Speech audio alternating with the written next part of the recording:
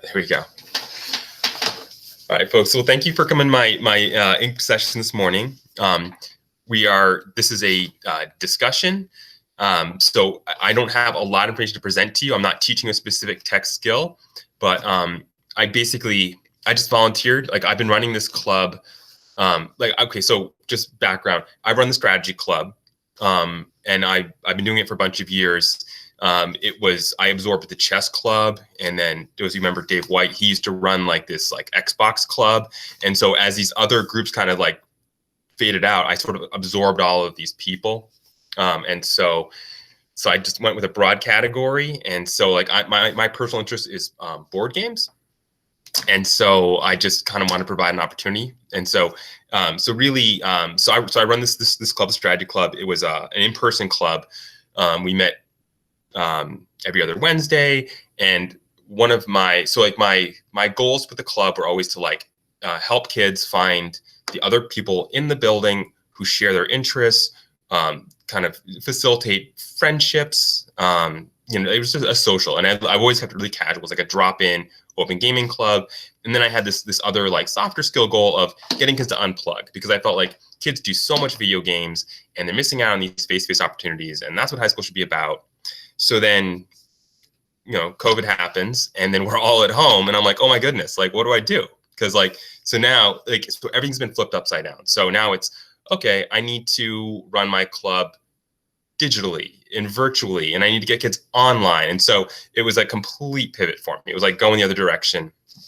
And so basically what we did was we took, so as people joined the club, I really shaped their interests. And so we had a group of kids that wanted to play Dungeons and Dragons, and we had just started, okay, I'm going to facilitate this thing. So we got that started, and then we had to all go online. So we found an online platform where you can play Dungeons and Dragons. We got the kids signed up for Discord, and so we started doing all of this stuff to help the kids connect, to have that social interaction. And so that's really what the club's about right now. So that's my background. That's what I've been doing with it. I'm going to show you really quickly. So I think, like most of you, I use Google Classroom as the main vehicle for the club. And so I post announcements there. I tell them when meetings are going to be. And so the big shift for me personally, the way I'm running my club virtually, is I do a lot of Google Forms. So I ask kids, what do you want to do? What are your interests? What are your suggestions for the club? I do a spreadsheet, so I have kids sign up ahead of time for a breakout group.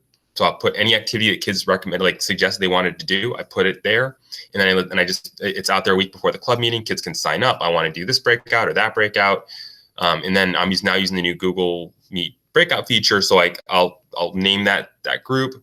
I'll drop kids into it, and then I kind of turn them loose. And so. And that's been another big thing for me at running the club virtually. It's much more decentralized. So I kind of have to trust the kids to do their thing sort of independently without me watching, and still, do it well, be appropriate, be inclusive. And the kids have embraced it. It's been a really amazing and humbling experience, because lots of times I'll just say, it'd be great if we could do this thing. And they're like, and then 30 minutes later, Mr. Hoffman, we did it. We set it up. We built Discord for the club. We made 17 channels. We invited everybody. We posted rules of conduct. We're policing it. Kids have to say who they are in the real world, so that we know that it's only South Missouri High School students. Like, the kids took over this thing, and they've done a phenomenal job with it. And so it's been amazing to me to see just like the passion and the leadership of the kids, and they emerge. And the D&D group was taken over by a student. He's running the whole thing. Like, he organizes it, writes recaps. So it's been an awesome experience for me. I'm so glad I did this. And I could see how strong interest, how much kids wanted to connect with each other. And so, I think we've got 40 kids in the Google Classroom right now, of which maybe 20 show up to a meeting on a given Wednesday. So that's where I am with stuff. And at this point, it's a discussion. So I know you're either here because you run a digital club, or you want to run a digital club, or you want to learn what's going on here. I don't have all the answers. I would love to learn from you too. So at this point, feel free to unmic. We can raise questions, ask, suggestions. So I'd love to hear what your interest is and what brought you here today.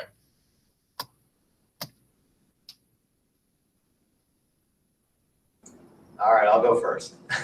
Myself and Mia Zaccardelli, we've run for the past 3 or 4 years the Italian Club. And a lot of that is predicated on being in groups, physically being there, doing things. We play bocce all the time when it's nice outside. We do a ton of food and cooking.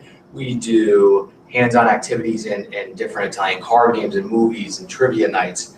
And all of that has become just so hard with the social distancing. And so yesterday we actually had our very first official meeting. And Mia and I were broadcasting from our kitchens, kind of cooking with the kids at home. So every single kid was set up with their camera and computer, cooking along with us as we made different things. And it was a lot of fun, but we're just, we could talk to the forum here. Going forward, how are we going to even get that engagement? We have maybe 12 or 13 kids, but just trying to make things that only work hands-on or digital has been a struggle. Thank you, Keith. Thanks for sharing. Oh, Cliff, we're not hearing you.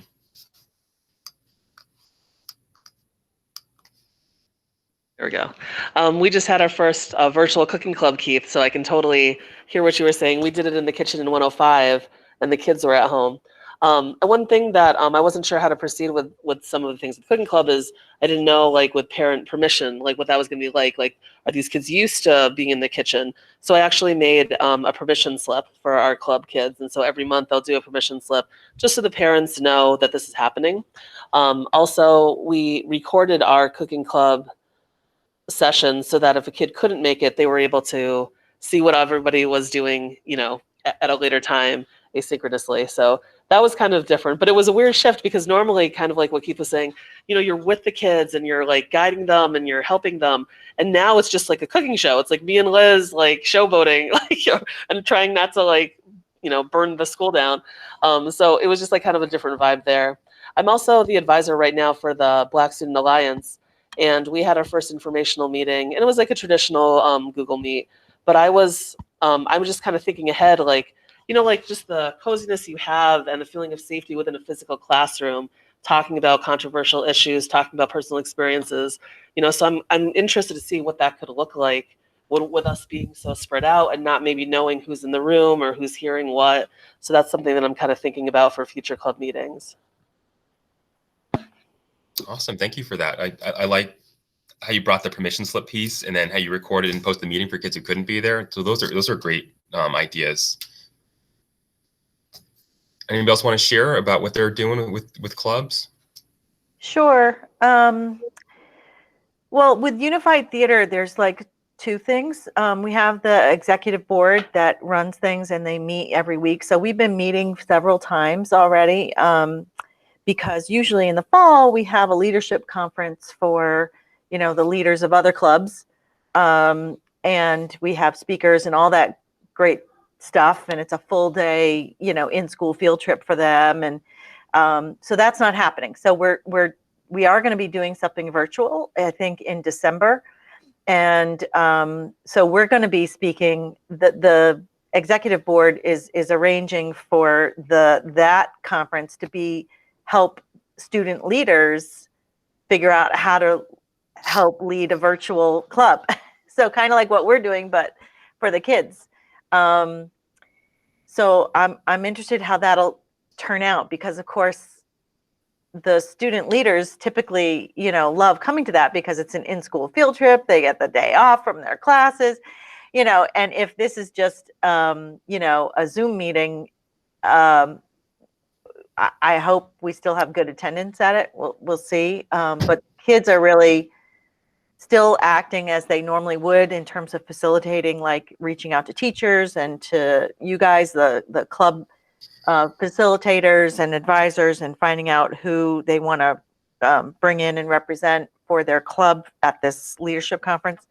And then in the spring, with the actual show for Unified Theater, like, I don't know what I'm going to do. It says usually we bring in, students of all abilities, and we sing and we dance and we make a script and we do some art projects to kind of create part of our sets. And so I'm going to try to do something on the cheap and not like spend money and try to still have it be the kids making and doing things. So I'm not sure yet how I'm going to have that work. Okay. Thank you. That's a great contribution too, right? Like the struggles, right? Where you are in the process and thinking about, I'm not sure how this is going to go or how to do this. So it's great to reach out for support.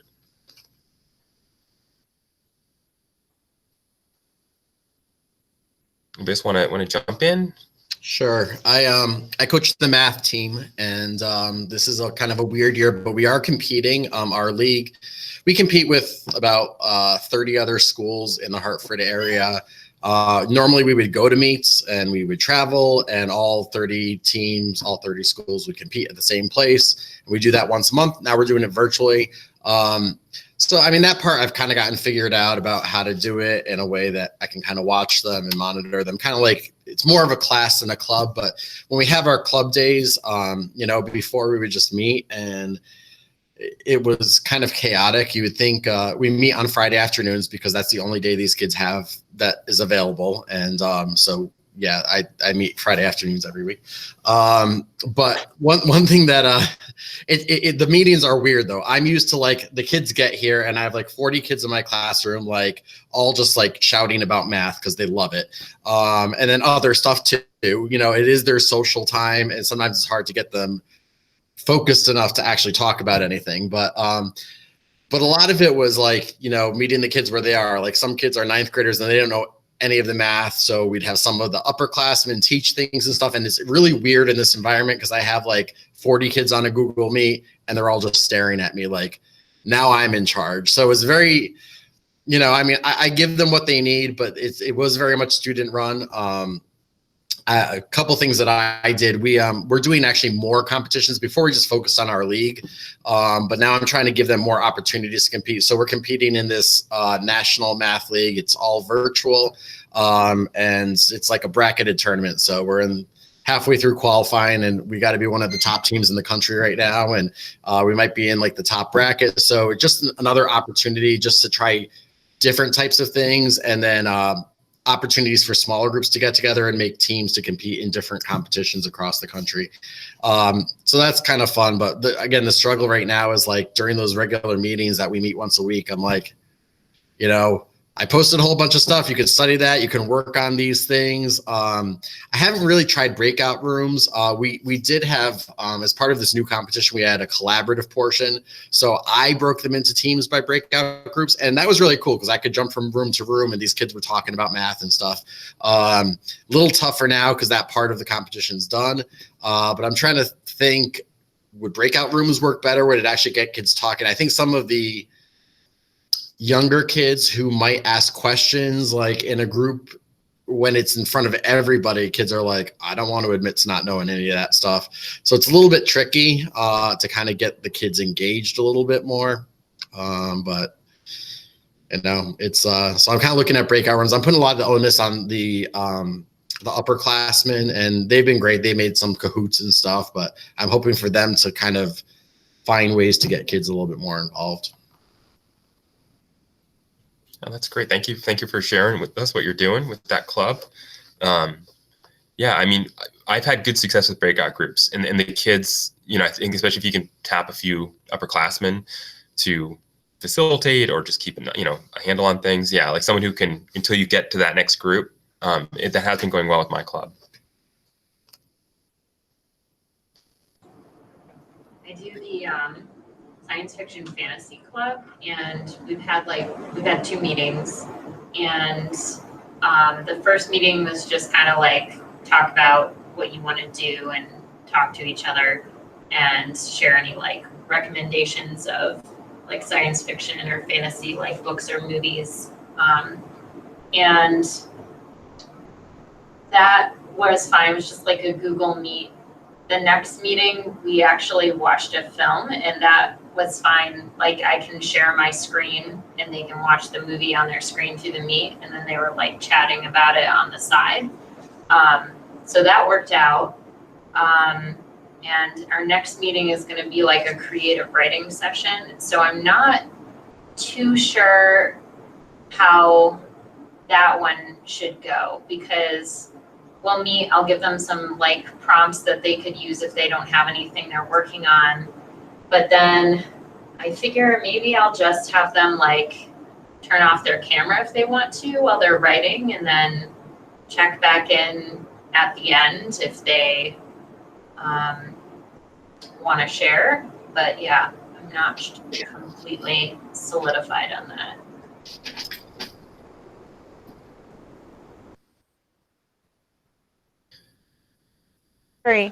Like, because your kids are home now when you're doing your meetings, I wonder do you think your kids would be interested in any kind of cosplay kind of thing?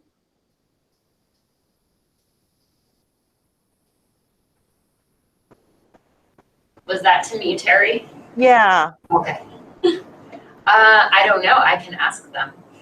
I'm just thinking that might be something that, because they're home, they might be more inclined to dress up, that kind of thing. You know what I mean?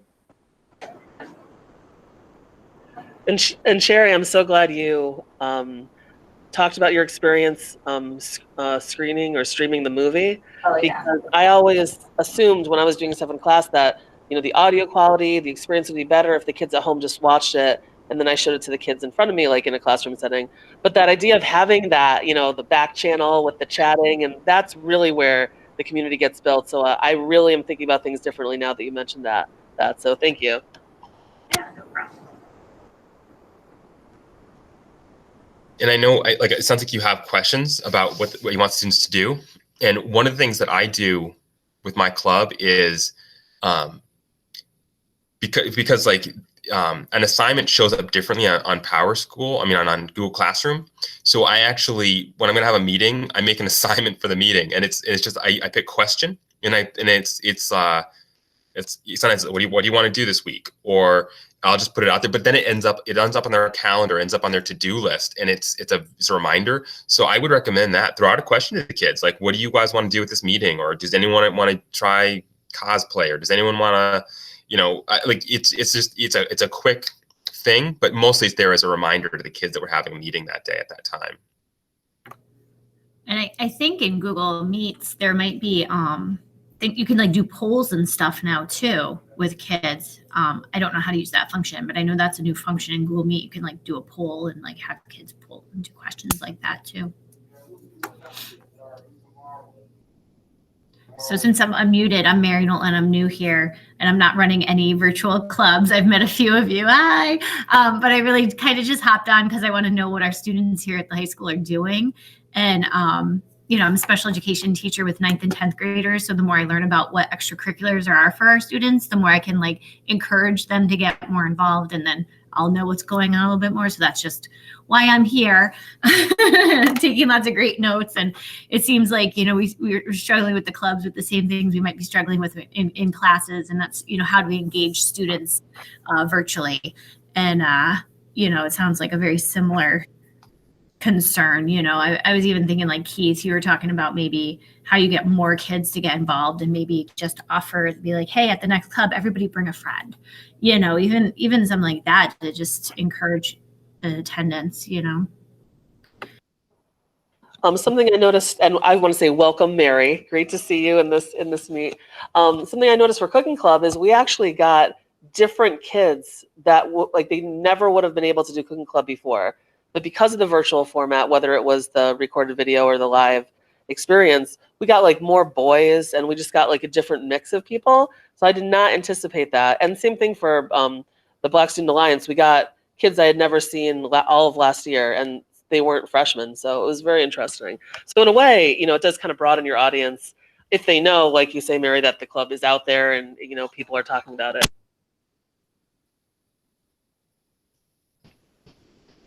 I'll talk about the club that I am the advisor for. Ben and I chatted a little bit before everybody popped on, and he actually had the opportunity to see the capstone that the seniors who created this club and asked me to be advisor for used it as their capstone last year. And unfortunately, the majority of the members of the South Windsor High School Ambassadors Club were seniors last year. So I do have 2 juniors left that plan on starting the club. So the focus of the club was to reach out to new students to South Windsor High School. So it's a little bit different. In school counseling, we would call down students and ask to give them tours or show students around, because students would be starting at all different points throughout the school year. I had a student begin, I think, a week after we left school in March, and that had never stepped foot into the high school until in September. So we're just focusing on how to reach out to these students and what we will do differently, because the 2 students that I have left in the club right now, they need to recruit other members, because they are full distance right now, but I know that there's new students that are actually in the building. So I know that we can meet virtually and support one another that way, but I also want students that perhaps are in the building a couple of days to be available to help new students that are stepping foot in the building. Michelle, we should definitely have your 2 juniors. I don't know if any of my Unified Theater kids have reached out to you. They might not know about the Ambassador Club, to have those juniors attend the leadership conference in December, because it could be the kind of thing where then they could introduce themselves to like the leaders of all these other clubs and say, you know, if you have someone who's new to school in your club, you know, could you pass along their name to us, or could we, you know, or some kind of connection there, you know? Yeah, no, that sounds great. I've been thinking about obviously reaching out to the other counselors, because we're the ones that are registering the new students, so we know who they are. But also to reach out to other students that want to be the ambassadors for the students. So that's great. Is there some way that I would know, or somebody to contact about the conference?